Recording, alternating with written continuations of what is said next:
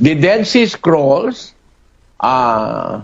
were created between 408 to 318 BCE and CE.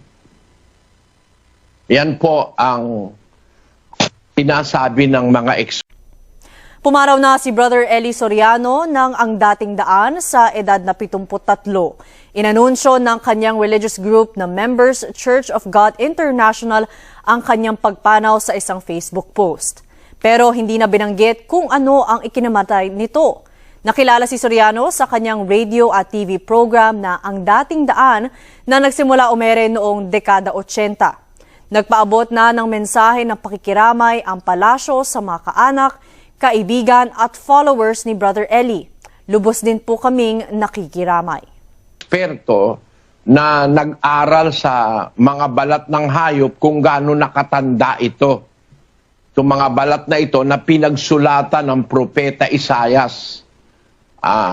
Na kung saan isinulat yung aklat ni Propeta Isaias para i-preserve noong mga tinatawag na Essenic community that dwelled within the shores of the Red Sea.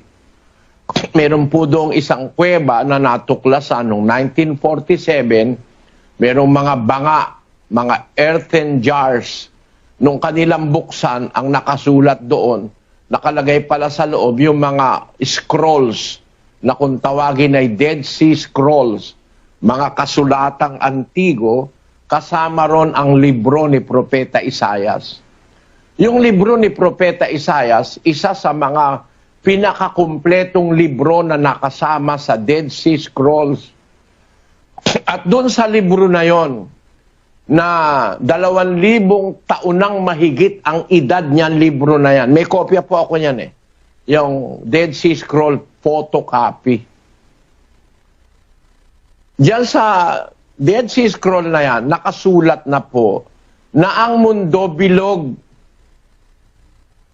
that the earth is round, just like the sun, just like the moon, and just like regular heavenly bodies. Kasi yan po mga stars, bilog din yan Bilog din po yan. Yan pong mga planeta, mga bilog din po yan. Mamaya malaan natin bakit bilog. Bakit hindi lapad? Sa ating pag-aaral. I'm sorry. Para dun sa mga hindi makakaintindi sa gusto kong sabihin.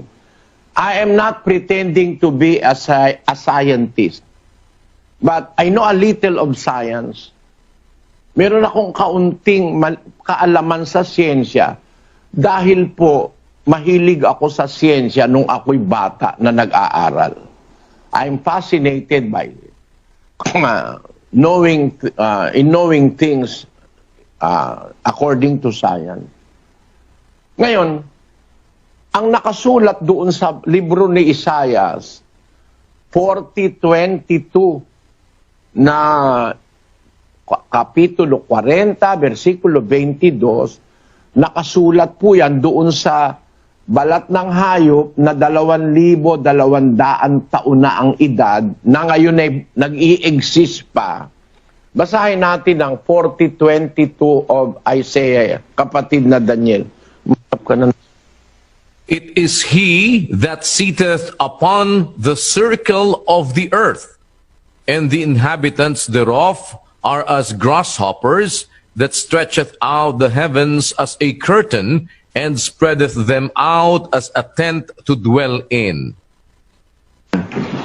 Nakasulat po yan sa Isaiah 40:22. Nakasulat po yan doon sa Dead Sea Scrolls. Previously, we had seen what a center is. We had also seen that a circle is made up of points which are all equidistant from the center. So let's try to form the definition of a circle. The first thing we should notice is that it is a set of all points.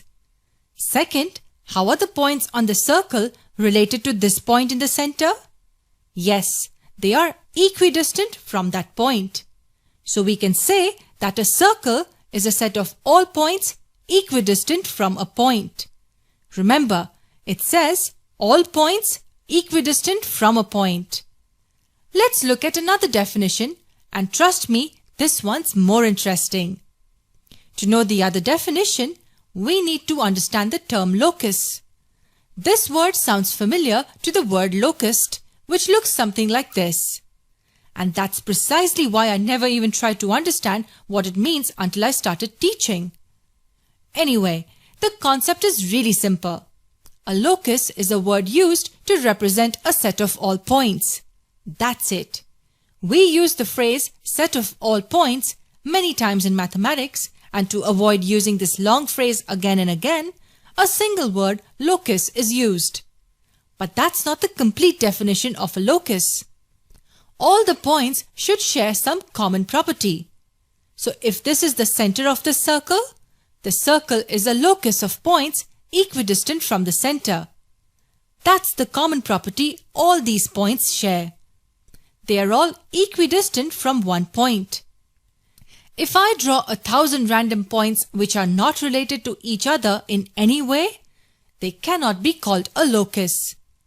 Let's understand another example of a locus. Did you know that even a line can be defined as a locus of points?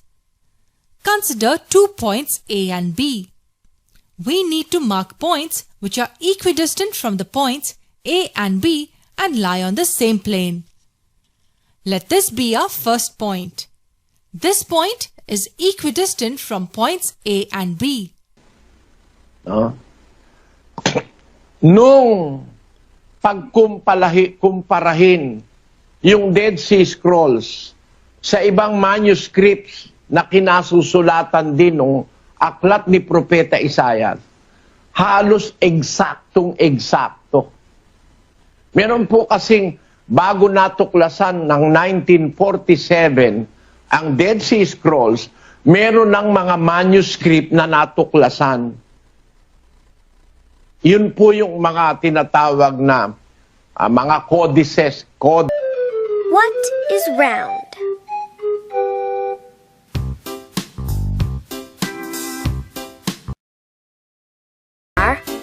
Guess what? Round and round. What's this?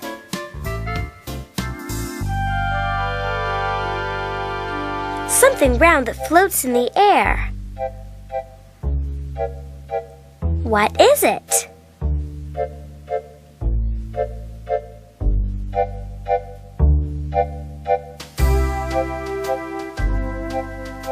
Yes, it's a balloon.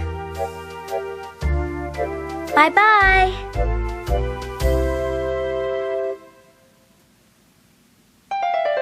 Round and round.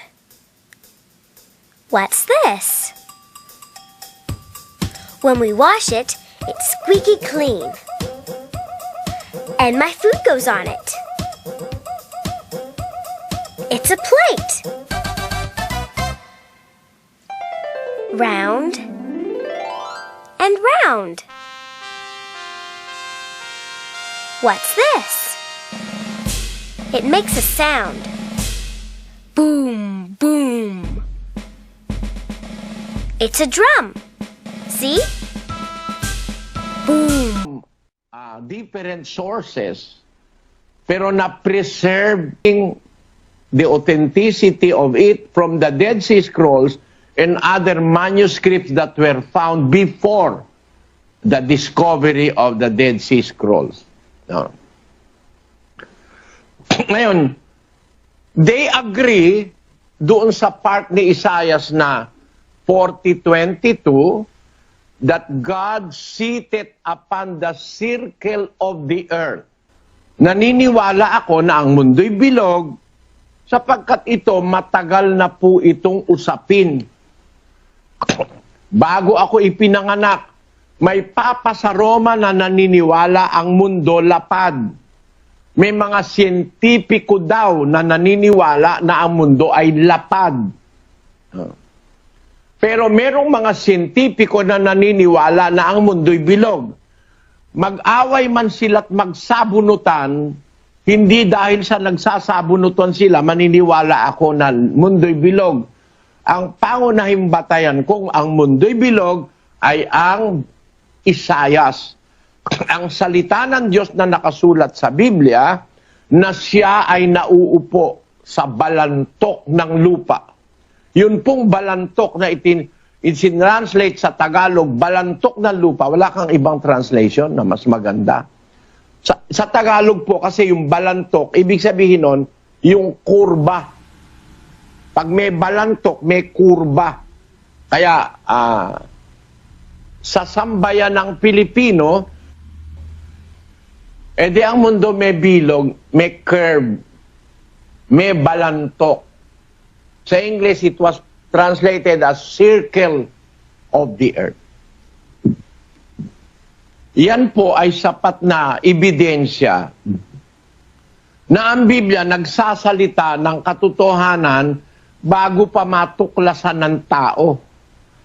Kasi nagkaroon lang ang tao ng ideya na ang mundo ay bilog nang si Magellan po ay magbiyahe in search of the Spice Island.